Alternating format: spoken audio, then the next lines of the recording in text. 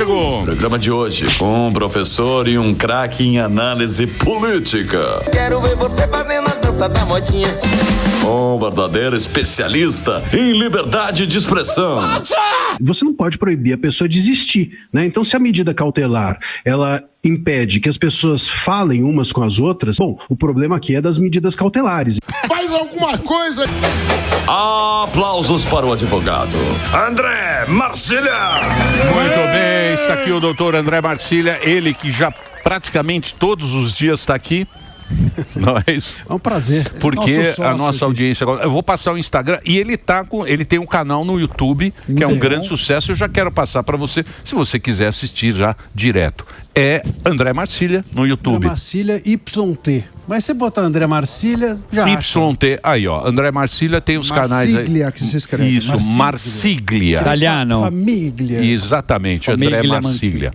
Vamos, você quer começar por onde, Albeta? Você que está mais preocupado aí com a direita VIP. A ultradireita. Bom, eu vou deixar o Bolsonaro para depois e quero saber a sua opinião do Felipe Martins. Porque tá essa confusão toda de ter viajado, não viajado. Em que isso pode implicar ali para tudo, né? Mas inclusive para nossa política.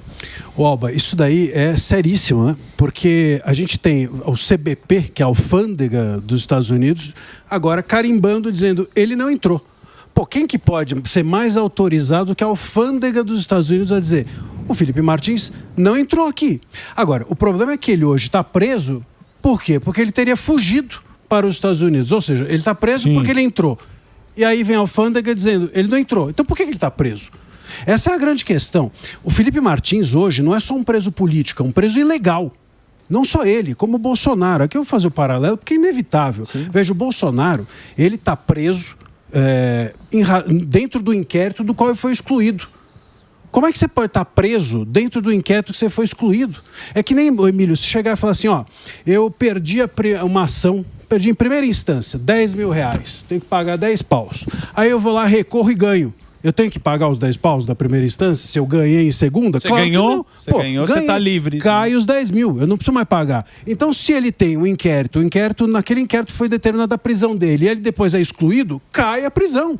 Pô, é automático. Certo. Se não cai, se não é revogada, inclusive de ofício, não precisa nem pedir, se não é revogada de ofício, simplesmente ele está preso ilegalmente. É uma prisão não só política como ilegal. A dele, do Bolsonaro e do Felipe Martins. Então a gente está diante de um Estado que não é mais apenas político, a gente está diante de um Estado que é ilegal.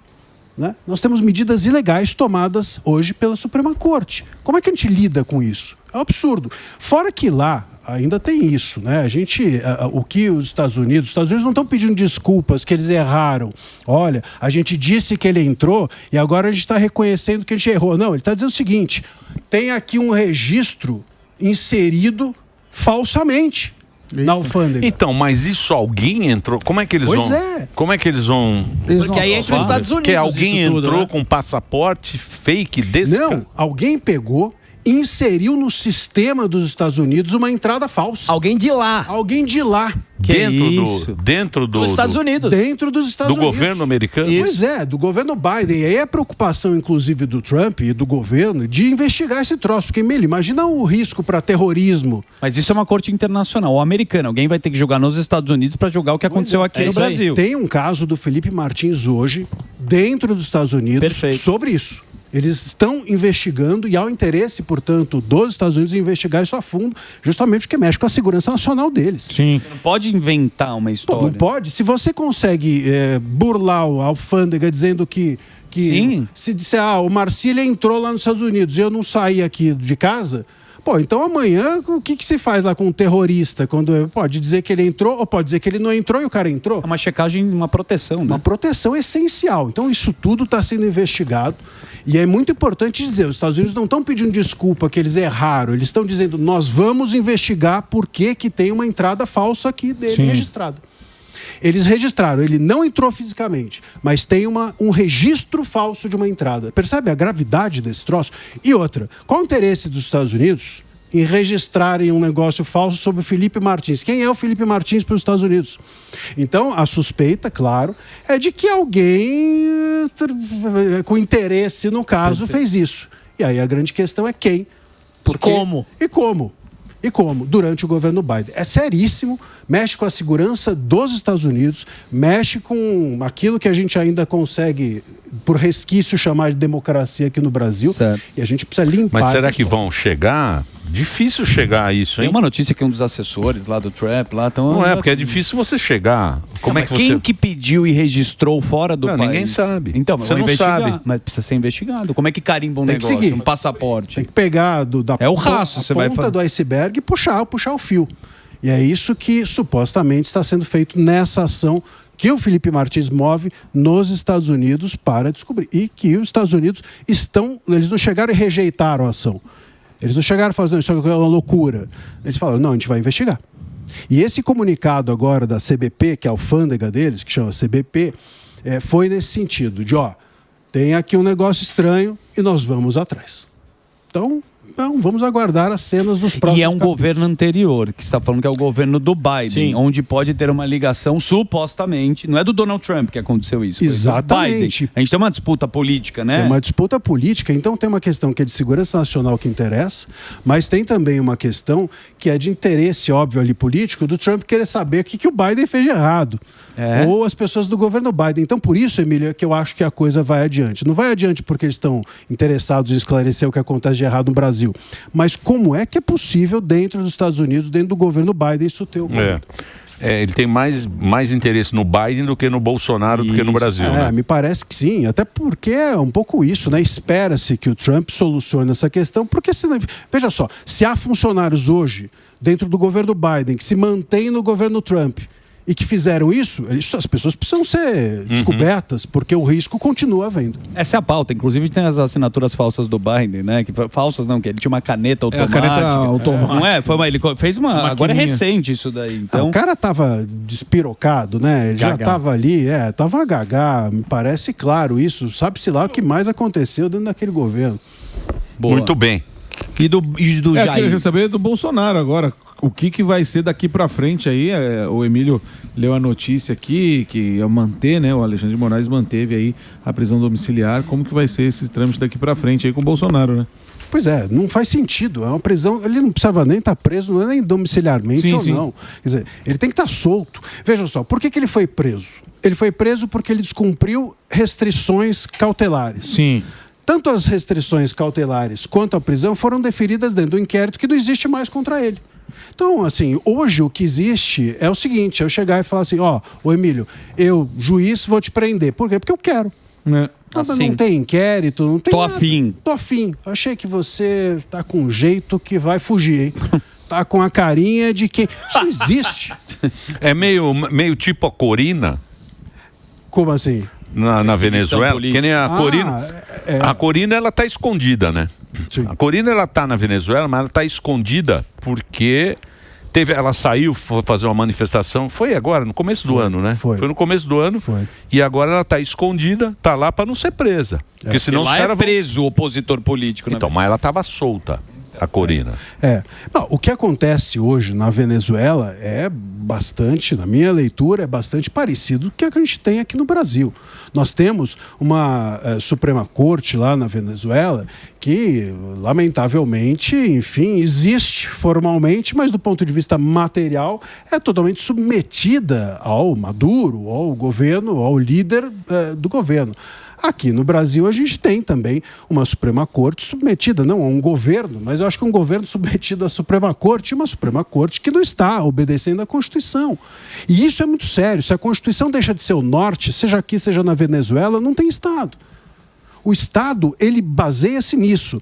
Olha só, a Constituição é uma decisão coletiva. O Estado é povo, território e direito, né? Isso, né? E povo, acima de tudo, a grande soberania, Emílio, é do povo. Porque olha só... mas mais ou menos. Hoje em dia não é mais. Deveria né? ser, né? Deveria ser. O que é a Constituição, se não o resultado daquilo que as pessoas, os deputados, os senadores e tal, foram eleitos pelas pessoas para fazer a Constituição. Fizeram a Constituição. Então, é o resultado da vontade do povo. Se isso não é mais o norte, não tem mais soberania, Sim. não tem mais nada. Se você está debaixo da visão de um juiz... e não mais da lei. Mas você acha, Marcília, você acha que a população ela não tem essa visão? Porque eu acho que é só por um grupo, né? Isso aí, esse processo e tal, é só para... Ou é geral isso? Não, você acha que vai ser geral? Não é geral, não é percepção, não é geral. Não é geral, seja por algumas razões. Primeiro, que tem gente, talvez uma boa parte da população, que simplesmente ignora. É ignorante no sentido de ignorar, desconhece o que é a Constituição, o que não é, porque não é.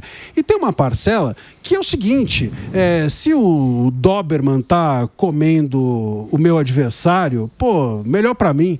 Tem muita gente que vai nessa. Eu vi agora, por exemplo, a gente teve agora recentemente um show da Alcione, vocês viram isso aí? Opa, mandando um salve. Eu vi assim, ela estava cantando e aí estava o ministro lá. Estava o ministro Moraes lá e etc. E ela dedicou o show para o ministro e as pessoas começaram a gritar sem anistia e etc, etc. Bom, uma boa parte, muito provável, daquelas pessoas que estavam gritando sem anistia comemoraram a anistia que a gente teve em 79, né? Mas era para a esquerda. Então agora, como a anistia é para a direita, aí não me interessa. Essas pessoas, por exemplo, que hoje estão aplaudindo o ministro Moraes, a própria esquerda, quando o ministro Moraes foi nomeado, a esquerda ia contra o Moraes. Era fascista. Era fascista. Mas isso é política, né? Isso é política. E esse é o problema. Então tem uma parte que ignora porque desconhece e tem uma parte que é assim, bom, enquanto tá indo a favor do que eu quero, maravilha. Eu só critico quando vai contra. E assim, a gente não tem um país, né? Ou a gente tem uma lei que é para todo mundo, ou simplesmente não tem nada. Mas ficou, né? Ô, Marcília, mas isso não é meio cultural aqui do Brasil? De, por exemplo, autoridade. A gente gosta de uma autoridade, né? A gente gosta que alguém mande a gente fazer as coisas, né? Fetiche. Então, a gente gosta de leis, aí sempre fala, não, precisa ter uma lei assim, assim, assim, eles precisam fazer uma lei. Isso aí, isso não é, o brasileiro aceita justamente por essa cultura que a gente tem. A gente não é muito da liberdade, né? A gente nunca privilegiou a liberdade aqui no Brasil, né? Não é. É difícil um governante que goste de liberdade, né? Ele sobe no poder, já não gosta mais. Você sabe que esse negócio de autoridade, eu me lembro que tem uma vez, quem me contou isso foi um promotor, e que ele foi num estádio, aqui no Pacaembu, e ele chegou lá e ele queria dar uma carteirada e entrar no jogo. Sabe? Certo. Chegou, eu falei... Opa, aqui, ó. Chegou e falou credencial. Assim, tô aqui com o juiz, eu sou promotor, queremos entrar. O cara lá, o porteiro, não sabia nem o que era promotor, nem juiz, desembargador. Ele falou assim, olha, aqui hoje está tão cheio que nem se o senhor fosse delegado, o senhor ia poder entrar. O cara, para ele, delegado era o top. Era o top. Desembargador, sei lá o que é isso. Hoje nem delegado entra. Nem delegado entra. Então assim, mas, enfim, seja como for, tanto ele contava isso dizendo, eu fui dar a carteirada, quanto o cara lá deixava entrar as autoridades. É que estava cheio. O problema é que estava cheio, não é que tinha um pedido estranho. Então a gente tem um fetiche por autoridade, a gente viu agora recentemente no STF um dos advogados falando que o Fux era encantador. Como é que ele falou? Falou que o Fux era sempre um termo, muito, né? Muito encantador, como todo carioca e tal. Imagina, que constrangedor ver uma cena dessa. Mas é assim, a advocacia se exerce dessa maneira, um pouco subalterna diante da autoridade, as autoridades se lambem, a gente tem esse fetiche pelo status do juiz e por obedecer essas pessoas pelo cargo e não pelo que elas dizem, pensam ou são. Isso é do brasileiro, eu concordo com você. Tem um elemento cultural que talvez reforce um pouco a nossa submissão ou a ausência de confronto em relação a essas situações abusivas que a gente vive. Já que você citou o Fux, o que você achou da saída, né, do nosso Barroso, que agora ele se aposentou? E tem uma discussão, né, da lei Magnitsky, se ele tem uma preocupação, se ele tem algum outro negócio, e como é que você visualiza isso e quem será o substituto? Só sobre o Fux, é simpático e atraente. Simpático e atraente. Olha isso, é um belo elogio. Imagina. Poucos são simpáticos e atraentes. Será que é aquele topetão dele? Nem no Tinder ele põe isso. Olha, eu acho que o Barroso, sem dúvida alguma, ele ficou abatido, né? A gente tem visto do Barroso, olha aí a cara dele, tá batido, né? Você olha, você percebe que ele ficou triste. Muito triste. Muito triste. Ele falou, estudei em Harvard, eu tenho, minha vida, né, foi acadêmica, foi nos Estados Unidos. Tem muito business. Ele tem uma ligação com os Estados Unidos, acadêmico. Gosta do Mickey. Ele se acha um cara acadêmico, né? Ele não é, mas ele acha que ele é uma pessoa do ponto de vista acadêmico muito relevante para o mundo. Então ele fica pensando nisso. Pô, eu vou perder esse contato. Acho que para ele isso foi mais relevante do que qualquer sanção. Ele não ter acesso aos Estados Unidos, acesso a Harvard, acesso aos lugares que ele ia. Isso deixou muito abatido. Não só, mas é a mulher dele que não podia, a filha dele que estava lá, o filho dele que trabalhava num banco lá nos Estados Unidos. Então, mas esse negócio aí do Felipe Martins pode prejudicar ele. Porque ele era do TSE. Ele era o presidente do TSE. Sim. Quando teve essa treta com o Biden. Verdade. Ele tá no rolo aí, não tá? E aí tá no rolo, com certeza. Era ele que era o presidente, né? Não, e ele tá agora sem visto. Então, ele já tomou uma sanção, né? Ele tá sancionado. Então, a minha leitura é que o Barroso, ele quis inclusive sair agora. Claro, com isso ele abre uma vaga, mais uma para o Lula. Então tem um lance aí de uma estratégia. Mas também ele quis, a meu ver, sair antes de que o Bolsonaro fosse condenado em segunda, entre aspas, segunda instância. O que vai acontecer agora, Emílio? A gente vai ter o recurso do Bolsonaro, ele foi condenado. Beleza, pela primeira turma. Qual o próximo passo? O próximo passo é que isso vá ser julgado pelo plenário. No plenário, o Barroso ia ter que falar. Ele ia ter que dar o voto dele. Se expor. Se expor. E aí arregou. Eu acho que ele quis sair antes de ter que mostrar o seu voto. Então, mas só vai... O Luciano Huck agradeceu os serviços prestados. Então, mas só vai para o plenário, mas quem julga é a primeira turma. Não. Não é a primeira turma que julga? A primeira turma já julgou o núcleo 1. Sim, mas ele entra... Onde é que ele vai entrar com esse recurso? O advogado do Bolsonaro? Ele entra com os tais embargos... declaratórios. O que teve com o Lula? Infringentes. O Lula teve isso, lembra? O Lula teve teve a votação. Isso. E aí tem o plenário todo votando. Isso. Esse é o lance. Mas quem que decide isso? Quem decide é o plenário. Aí vai para os 11. Sai da primeira turma e os 11 funcionam como uma segunda instância. Você entendeu? Ah, entendi. E aí é que é o lance. Entendi. Que aí o Barroso, ele não fica mais nos bastidores. Ele não é da primeira turma, mas ele é do plenário. Então ele julgaria, ele daria o voto dele contra ou a favor o Bolsonaro. Acho muito difícil que fosse a favor. Mas, André, você acha que...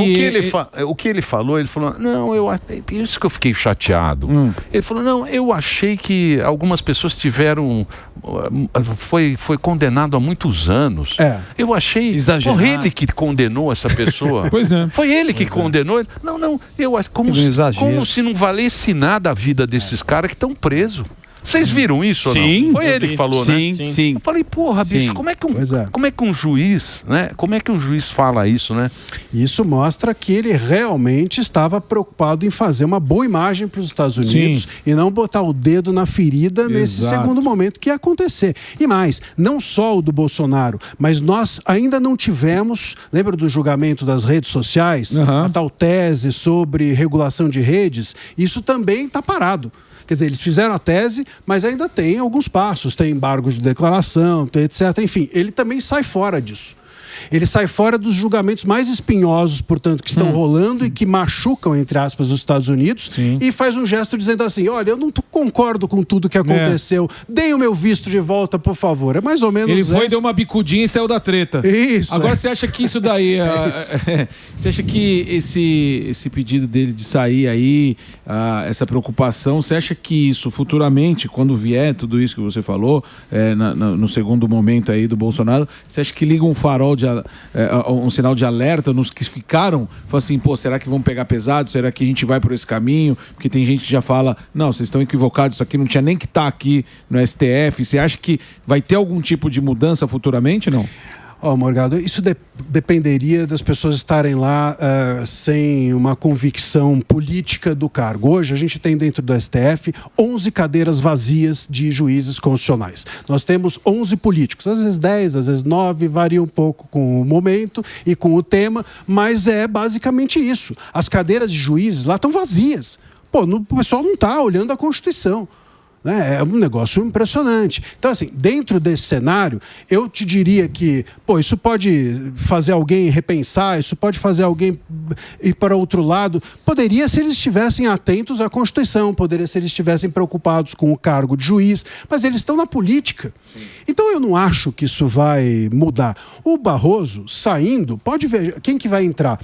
Pode ter certeza que vai entrar ali alguém que vai combater o combate do STF, que é se entrincheirar contra a Constituição e contra o povo e contra a liberdade de expressão e contra as redes sociais. Por isso que eu acho que veio o Bessias. Então, mas aí que tá. Então, o Favreto. Que soltou o Lula, né? Que soltou o Lula que condenou o Bolsonaro agora com uma piada a 1 milhão de reais. 1 milhão é o cara que condenou o Bolsonaro. Mas espera lá. Mas aí, beleza. O presidente indica. O Senado que vai dar o ok. Sim, que chancela. Aí o Senado chancela. Então, mas é isso. Mas o Senado... O Senado... O nosso problema é que... esses caras são muito fracos. Tem favores para o nosso Congresso é ruim. Rabo preso, não, nosso Congresso é ruim. É ruim. Senadores, mas um péssimo Senado. É ruim de chorar o nosso Congresso. E é a turma que poderia mudar o jogo. Lógico. A gente tem agora não só a questão da sabatina, né? Que seria importante, sem dúvida alguma, o Senado, se fosse ativo, ele conseguiria reverter o jogo, como, enfim, o próprio impeachment de ministro do STF. Simplesmente isso não vai adiante e não há uma resistência do Senado. O Alcolumbre vira e fala assim, ninguém vai aqui passar por cima de mim, e fica por isso mesmo. As coisas seguem. Agora a PGR, eu não sei se vocês viram, mas saiu a notícia que a PGR ela quer mudar a lei, o Gonê, para que ele seja a pessoa que pede. Ele vai dizer se vai ter ou não vai ter o impeachment. Os caras votam para eles. O cara da PGR. Então, mas vamos lá. Se o Senado fala não, você vai ter que escolher outro ministro. Mas o Senado não vai... Não, eu sei, mas está na mão dele.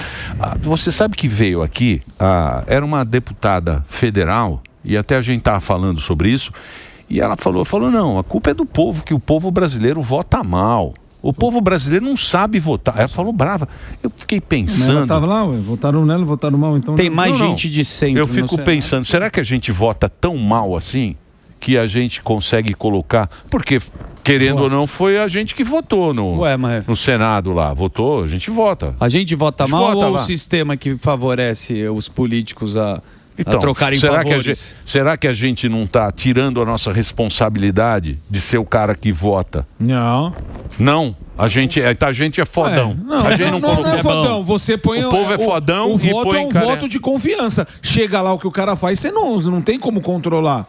Então você põe um voto de confiança no cara que vai, você se identifica com ele, com as pautas que você quer que ele leve pra frente, aí chega lá, o cara muda, você não é culpa tua, é culpa do cara que ou se corrompeu, ou tem medo, ou se acovarda. É isso aí. Então assim, a culpa não é nossa. E outra coisa, esse negócio que a gente não sabe avaliar. Não, eu acho que não tem métricas claras para avaliar. Devia ser, na minha opinião, os cargos da STF, alguma espécie de concurso técnico para blindar a questão política. Não sei se algum país é assim, doutor, mas deveria ser. Sim, até e deveria ter eleição. métricas. Para mim, se você propôs uma pauta e não seguiu ela, você enganou a população. É Total. Um estelionato. Eu falei assim, vota em mim, que eu vou... Minha plataforma de governo é essa. E se eu entro e não faço isso, eu estou enganando. Eu Exato. Não sei se Mas hoje, a gente tem um problema que é o seguinte, aí entra... O sistema todo é complexo. Por quê? Porque tem, por exemplo, o foro privilegiado. Sim. Então, o foro privilegiado hoje é um baita de uma questão. Porque o cara vai lá, eu elejo o senador, eu elejo o deputado, esse cara é demais, meu amigão e tal. Aí, de repente, o STF chega e fala assim, se você não for por aqui ou por ali, a gente vai botar para frente o processo. Tá arquivado. Pois é, tá é a pastinha. Entendeu? E hoje em dia, aí você fala, é só votar em quem não tem rabo preso. Meia verdade. Porque tem o cara que tem o rabo preso e a gente vota errado. Mas tem o cara que sequer tem rabo preso nenhum e o STF fala assim, vou te julgar você pelo que você falou. Sim. Hoje a gente tem o Nicolas Ferreira nessa situação. Hoje a gente tem o Van Hatten nessa situação. Cabo Gilberto e outros mais, deputados, senadores, etc., que estão sendo julgados. Mas o Van Hatten está nos fake news? Ele está sendo investigado por exemplo, ter falado do delegado lá da Polícia Federal. E aí Então, o cara, assim, ele fica, né, encurralado. E fora o proporcional. Mas ele não falou na gente que tribuna? entra, Ele que não você falou nem na... votou. Ele falou na tribuna. Mas aí abre um processo. O Nicolas também. O Mas, Nicolas doutor, falou na tem tribuna. uma questão, assim, pelo que eu entendo, eu não sou da sua área, assim, o Senado é responsável por fiscalizar o STF e os ministros. E tem oposição no Senado. Não dá para supor que tudo bem, a maioria pode ser contra o centro e governo, isso. Mas ninguém protocola muitos pedidos de impeachment, assim. Então, quer dizer, a impressão que a gente tem que é ou o STF, na visão dessa oposição, está fazendo um bom trabalho, ou eles têm rabo preso. Tem um monte de pedido de impeachment. Só que o problema... Mas ninguém vai a público Aí entra um falar outro muito. problema, que é o seguinte, aí o presidente da Casa Legislativa, o Mota e o Alcolumbre, seguram aquele troço, põe na gaveta, porque hoje eles falam assim, não, eu estou aqui, hoje o Mota e o Alcolumbre funcionam muito mais como uma espécie de lugar para represar a vontade da maioria do parlamento do que qualquer outra coisa. Hoje o Mota e o Alcolumbre estão mais a serviço do STF do que dos deputados, dos Mas o senadores. Alcolumbre, pelo que eu vi aqui, E precisa teve dele. 73 Então, Precisa deles pra seguir. mas votaram nele, É um então? ju... Mas eles Pois é, podem, mas a eles, oposição votou eles nele. podem acabar com o foro privilegiado, por exemplo, aí acabou Mas a se acaba interferência alguém do... ameaçado. Não, eu Emílio. sei, mas se acaba o foro privilegiado, acaba a interferência do STF. Porque aí qualquer juiz de primeira instância pode processar, porque isso existe para que um juiz de uma cidade do interior do Brasil Certo. entre com processo contra um deputado federal. Aí você ia ter processo no Brasil inteiro daquele cara. Por isso que inventaram essa bagaça que chama-se foro privilegiado. É isso, né? Exatamente. Aliás, isso daí nasceu, o foro privilegiado, ele nasce com a Constituição de 1824 para evitar justamente que houvesse pressões locais. Então imagina em 1824 o parlamentar poder ser processado no lugarejo lá, enfim, imagina, eu quero o Brasil à época. Pô, o cara vai perder o mandato pelo processo local. Claro que isso fazia sentido. Só que hoje, justamente pela possibilidade disso estar centralizado no STF, é que ele sofre pressão. A pressão mudou de lugar. Mudou, exatamente. E precisa acabar. E aí que tá. Precisa acabar com o foro privilegiado para que o Congresso tenha independência para confrontar-se com o STF. Só que para acabar com o foro privilegiado, você precisa ter um Congresso que confronte-se com o STF, porque o STF não quer deixar acabar com o foro privilegiado. Então aqui nasceu primeiro o ovo ou a galinha. A verdade é que se a gente não tiver um Congresso firme, que tope bater de frente, nada vai acontecer nesse país. Não adianta ficar acreditando que só o judiciário vai resolver ou que um Congresso submetido vai sair. Ou o cubano vai salvar o Brasil. Não vai. Os caras estão nessa agora. Liga pro Marco Rubio. Na esperança do Marco. Lá vem Marco Rubio. Marco, será que Marco sobe? Rubio vem aí. Ô, Emílio, eu tava Marco ouvindo Mas você falar, você 72 manja horas. muito, né, Marcília? E você soltou uma coisa que eu tenho muita dúvida, que você falou até eleições. A gente acredita que é um poder independente, o STF. Mas a gente sabe que o presidente que vai sempre indicar quem é. Barroso, Dilma, por aí a gente já sabe. O próprio Alexandre veio do Temer e a gente já discutiu isso aqui. Se é para não ser político, vamos fazer um histórico rápido aqui. Flávio Dino e Zanin. O presidente Lula colocou. Se tem uma reeleição, ele pode indicar mais 3, ou não? Sim. Mais 3. Então fica tudo relacionado ao presidente que tem um interesse. O Trump colocou todos. Hoje, a Suprema Corte Americana é totalmente conservadora. dele. É puta conservadora ao máximo. Ok. Por quê? Porque pegou os conservadores. Mas se o argumento política. é... Não é? Ela pode ter uma visão conservadora, mas não passa por cima da Constituição. pô. A lei lá os caras Ele respeitam, segue- mas é outro pensamento. Ele isso aí, segue o que está Outro pensamento. escrito. Então a Os minha cara não tem rede pergunta social, é, pô. porque você soltou rapidamente, se a gente não quer colocar política num poder independente e já está na política, poderia ser, você acha que é uma ferramenta ter uma eleição no STF? Não tem no mundo inteiro. Tentaram, acho que no México não conseguiram. É possível? O que você acha? Putz, isso é muito cultural. Então, assim, uma eleição para um ministro do STF. Imagina, do jeito que a gente vota, a gente está falando que a gente vota errado, que a gente vota. Imagina quem que vão votar. Vou votar no cara que é mais bonitinho, vou votar no Vai cara... ser pior ainda. Imagina o que o cara- Tiririca, né? O cara quer botar um tiririca no STF. Entre o Pablo Marçal. Pablo Marçal. no STF. Né? O cara falou que São Paulo. É que São Paulo vota mal, né? Sim, São Paulo votou no Pita. Pode ser o ministro.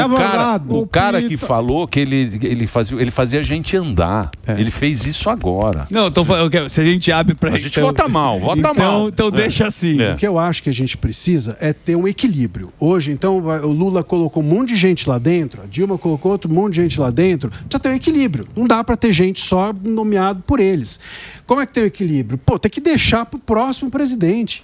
Se o próximo for o Lula reeleito, bom, aí a gente merece também. Mas, vamos lá, se outro for o presidente, pô, o certo seria esse outro nomear. Não só os próximos, mas esse próprio. Vou te dar um negócio. Eu fiz até no meu canal um vídeo sobre isso, que assim, a gente tem hoje, a oposição poderia, em relação ao Barroso, ao próximo indicado, fazer o seguinte, não vão fazer, mas poderiam fazer o seguinte, indicar, ele vai indicar o nome, tá? Indicou o Messias. Tá. Beleza. Aí vem a sabatina. Aí a oposição chega e fala assim: a gente adiou a sabatina. Aí adiou um mês, aí adiou outro mês, aí adiou outro mês. Enfim, veio um outro presidente. Um novo presidente. Esse novo presidente, ele pode virar e falar assim: vou revogar o ato de indicação. Não teve ainda a sabatina. Porque o ministro do STF, ele só assume o cargo quando ele é nomeado após a sabatina. Você pode jogar com a... Joga a sabatina lá pra... Joga a sabatina lá pra frente, não deixa nomear. Mas alguém vai ameaçar pra sabatina. Agora me fala uma coisa, Marcília. Me fale uma coisa agora que a gente está falando, que você está falando na alternância do poder, que é o que leva toda a democracia e o que sempre a gente aprendeu da democracia. Uma hora é o PT, outra hora é o partido de direita, outra hora é um, outra hora é outro. E aí você tem mais ou menos a democracia. No mundo inteiro, hoje em dia, qualquer pensamento que não seja esquerda, é extrema-direita. É a ultradireita. Ou fascista. Ou fascista. Os dois, né? Sim, sim. O próprio Trump, agora que ele conseguiu acabar com a guerra lá, que estão dando um pouquinho de moral para ele nos Estados Unidos. Uma folga. Mas era um cara completamente destruído pela imprensa, pelos intelectuais. O Milei aqui. O Milei na Argentina também, pelos... Sei lá, pela elite, né? A elite hoje é muito de esquerda, né? Muito de esquerda. É totalmente de esquerda. Pô, a gente tem décadas da esquerda dentro do poder, não só dentro do poder estruturado, né, do governo. A gente tem a esquerda dentro da sociedade civil. O Emílio, eu já trabalhei com ONG, tudo de esquerda. Eu já trabalhei em universidade, obviamente, tudo de esquerda, né? Outro dia, eu até, enfim, consegui emplacar numa universidade um curso sobre censura. Bom, deu 6 meses, o curso sumiu. Simplesmente não dava mais. Incrível, então, né? Assim, a gente tem hoje universidades que são de esquerda, a gente tem ONGs que são de esquerda, a gente tem a sociedade civil, a mídia que é de esquerda, vai dentro de uma redação, claro, tem ali algumas... Outro dia teve uma pesquisa que disseram que 85% dos jornalistas se autodeclararam de esquerda. É pouco. Com certeza teve gente com receio ali. Exatamente. 99,9%. Então a gente tem essa situação. É óbvio que essas pessoas é que estão contando a história. Essas pessoas dizem para nós o que é o certo e o errado, o que é o bom ou o ruim, e o que é esquerda e o que é direita. E o que é fascista e o que não é fascista. Esse é o problema. A direita, ela precisa não apenas assumir o poder dentro do governo, ela precisa assumir esses outros postos. É isso mesmo. Você está na mídia, sem vergonha de estar na mídia. O cara de direita, ele chega na mídia e fica com vergonha de dizer. Porque, putz, vão pensar que eu sou ideológico. Os caras te colocam uma pecha de uma coisa horrorosa, né? Você chega lá e faz um show de humor e faz uma brincadeira com a esquerda, pô, esse cara é ideológico. Faz uma brincadeira com a direita, não, aí é normal, aí é humor. Eu vivo isso. Quando eu falo, por exemplo, defendo alguém de direita, pô, eu viro bolsonarista. Quando eu defendo algum veículo de esquerda, por exemplo, aí eu viro professor, aí eu advogado, aí tem um respeito, aí não sei o quê. Então a gente precisa acabar com isso. A direita precisa assumir os postos da sociedade civil e direita e esquerda precisam estar dentro do debate. Como é que a gente pode entender que só a esquerda é que pode ocupar os espaços? Isso sim é um problema problema. Isso sim é um autoritarismo. Isso sim nos leva a uma asfixia do debate público. Pô, é muito louco. A gente está no momento em que teve o Charlie Kirk, né? As pessoas simplesmente acharam bacana ele morrer e tudo bem. Celebrar a morte. Celebrar a morte, acham que isso é normal. Outro dia eu vi agora o Hamas, essa história toda do Hamas, e o PCO, a partir da causa operária... Assustador. Comemorando. Você viu que comemorando eles falaram? No dia 7 de outubro, o Sindicato dos Professores não só comemoraram, como afirmaram que aquilo não aconteceu e que é uma invenção das vítimas. É isso. É muito desumano. Isso é muito desumano. Isso vira uma causa simplesmente naturalizada, né? O que tem o partido da causa operária com isso? Eu não sei se tem operário no Hamas. Tem muito operário no Hamas para se dedicar a essa causa. Quer dizer, é ridículo. Chega a ser ridículo. Aliás, não sei nem porque existe ainda a partir da causa operária. PCO. Quem bate cartão não vota em patrão, não é isso? Contra burguês, contra vote 16. Um clássico. Marcília, muito obrigado por você ter vindo. Pô, deu show, hein? Marcília sempre dando um show, dá uma aula aqui, porra. No Instagram, vou passar o Instagram, Marcília _André, para você seguir ele aí no YouTube. Tem sempre um vídeo do Marcília aí para você acompanhar o trabalho dele, nosso grande professor Marcília conversando com a gente. Obrigado. Muito obrigado. Prazer.